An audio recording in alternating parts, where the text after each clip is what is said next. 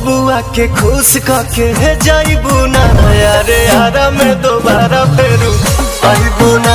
के पैसा बिहान दे बकाते मालिक न मालिक के जा।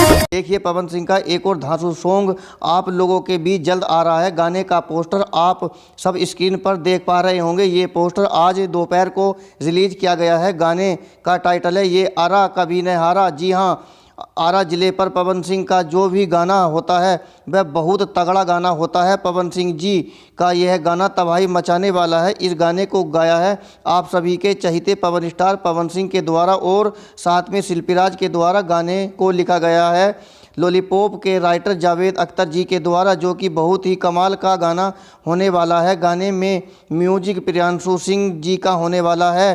कल यानी 26 तारीख को सुबह 6:45 पर म्यूजिक टोन मोबाइल चैनल के माध्यम से रिलीज कर दी जाएगी। बहुत ज़बरदस्त गाना होने वाला है। आप सब तैयार रहिए, वीडियो को शेयर कीजिए ताकि ये जानकारी सबको मिलती रहे। जय हिंद, जय भारत।